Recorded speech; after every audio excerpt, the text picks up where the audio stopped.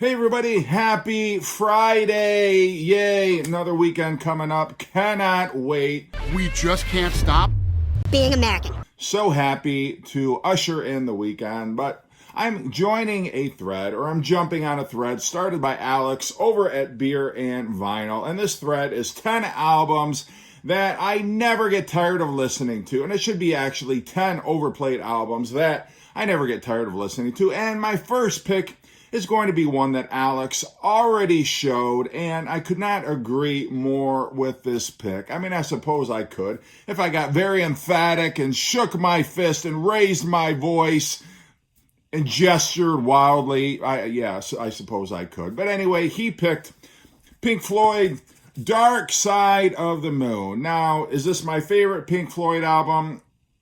Maybe not. Is it Pink Floyd's best album? I'm not so sure. Do I hate when people ask and answer their own questions in videos? Yes, I do.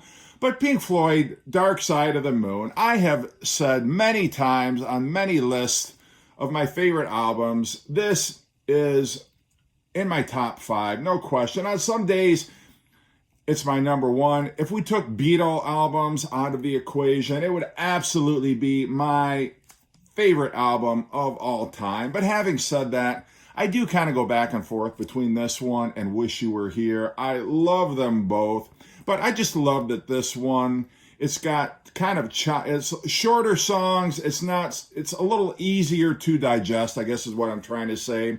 Whereas Wish You Were Here, it's a very slow burn. It starts very softly.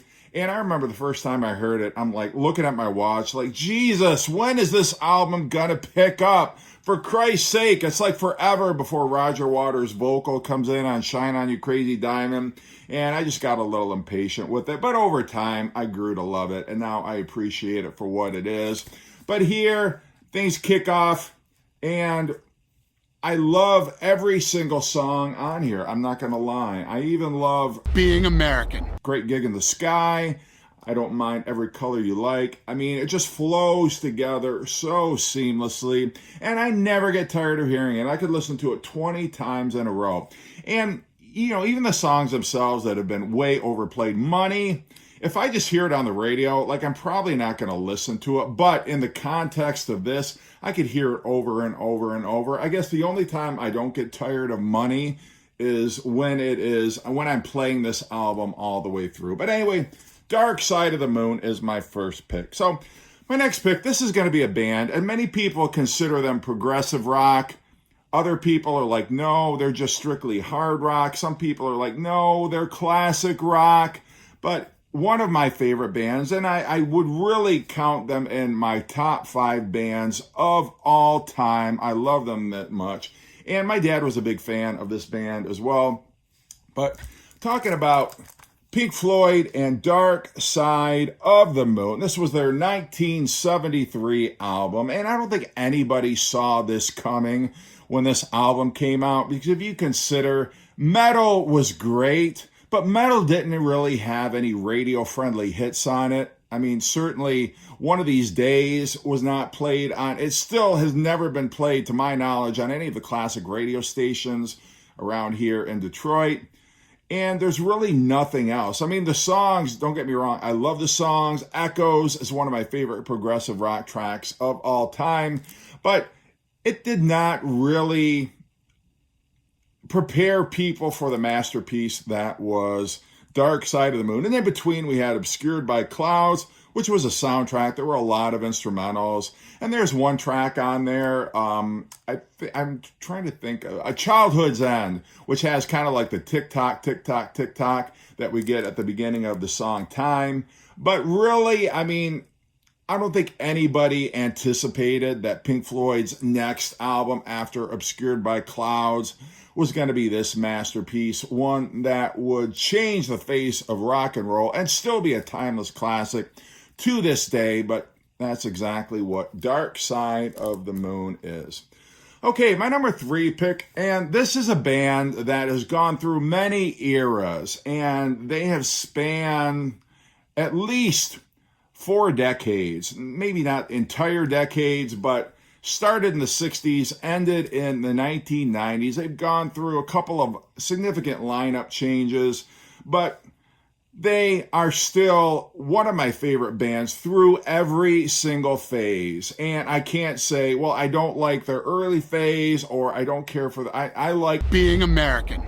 every single phase in this band's career. And I pretty much like Being American. every album in their discography. The particular album I'm choosing is So I raise my hand like this, and he's got the record jacket over his head, like ready to come. Americans, we can do anything we want. Took me so long to get this record, as big of a synth pop fan as I am. But of course, Fucking A. there's no mistaking the influence that this had early on. It was the first video ever shown on MTV. And so it wasn't until I saw that particular video that I'm like, I got to pick this up. And I looked on eBay and it was just way too expensive. Realized they did have quite a few 12-inch singles. So anyway, first one that I have to show, this is King of Pain. There is no way to predict when you will become one of them. And it's not in a sleeve that has a spine on it. I don't know what you call these. They're a little bit like flimsier sleeves. I think you see them more in the UK than you do over here. But this has got Tea in the Sahara, the live version on the B-side. Only one track on each side. But still, it's very cool to have. I'd never seen this before. Next one I've got, same type of sleeve, and I don't want to call it like a UK sleeve, but it's one without a spine. And this is Wrapped Around Your Finger. And I love this image. I used to have a poster in my room of the Police right when Synchronicity came out of this image. This has got on the first side, Wrapped Around Your Finger, and then Someone to Talk To, which is an Andy Summer vocal, which I think is way more palatable than the song Mother. And then on the other side, you have Message in a Bottle, a live version, and I Burn For You, which is a great Police track. This is Wrapped Around Your Finger, another single. But You say you care enough to only want.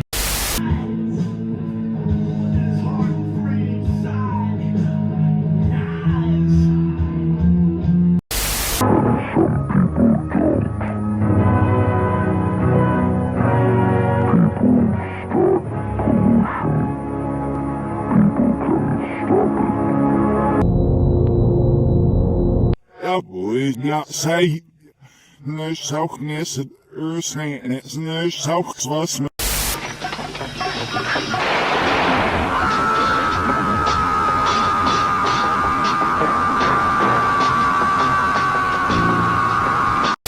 Americans, we can do anything we want.